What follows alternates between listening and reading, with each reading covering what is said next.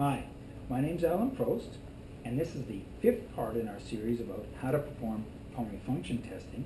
And in this case, we're going to be doing a functional residual capacity measurement, so a volume measurement, using nitrogen washout.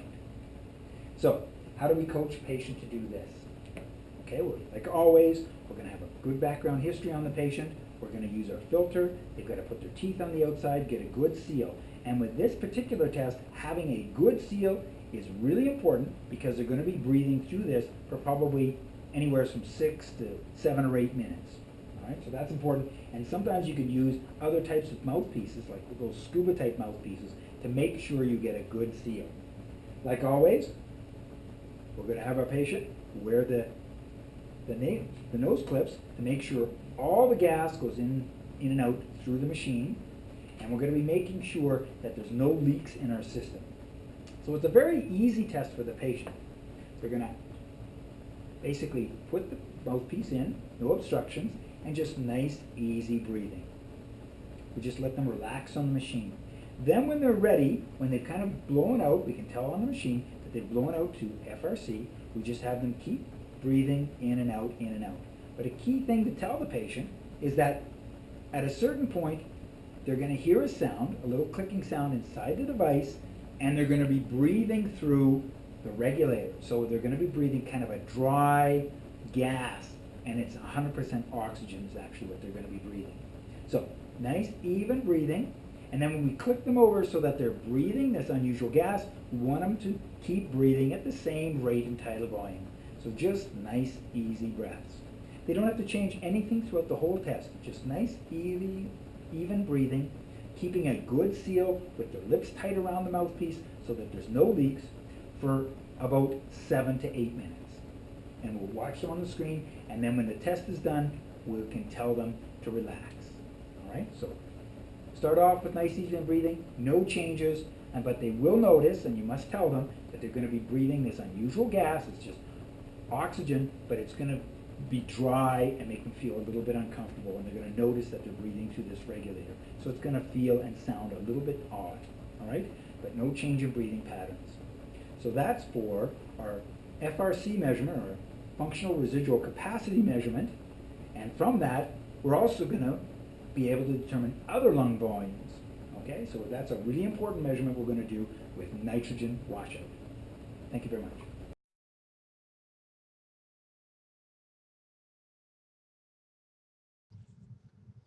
Okay, so let's see how this works. Now, coach our patient to get on the device, make sure there's no obstructions to gas flow, get a good tight seal with their lips around the filter, make sure their nose clips are in place, and just nice, even, regular breathing to establish functional residual capacity.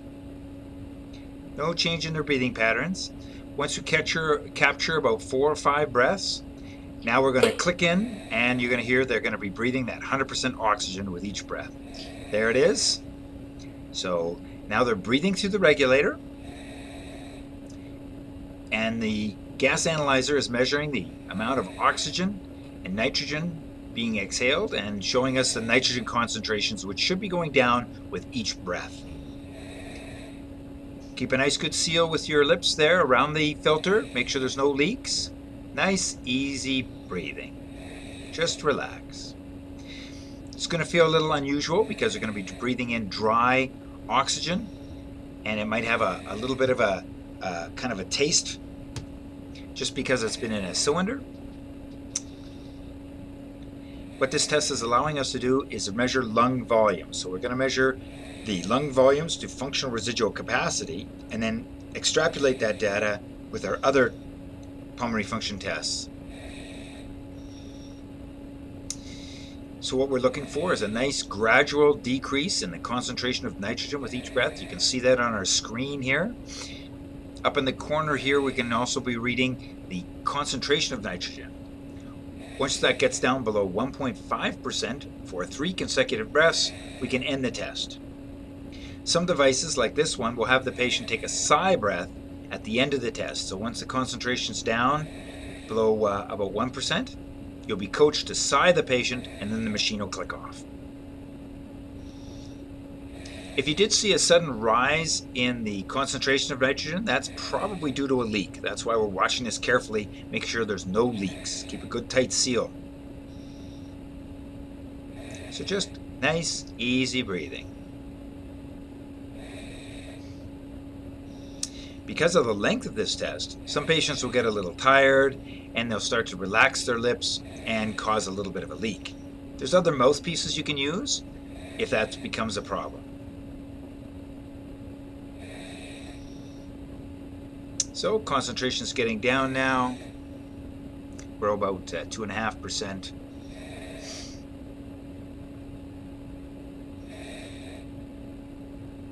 Nice, easy, regular breathing now. So concentration's getting right down here. Okay, just a couple more breaths, and this machine is actually going to coach us to do a sigh, so get the patient to do a little sigh breath there, and that's the end of the test. Okay, that's a nitrogen washout test. So once the test is complete, we want to make sure that we've got a nice smooth FRC measurement, that all the breaths and the nitrogen washout was a nice slow decline throughout the tests. If there's any little spikes or anything like that, that might indicate a bit of a leak. The other thing we want to do is to make sure that if we did more than one test, that the FRC measurement is within 10% of each other. So that's how we do the nitrogen washout test. Thank you very much.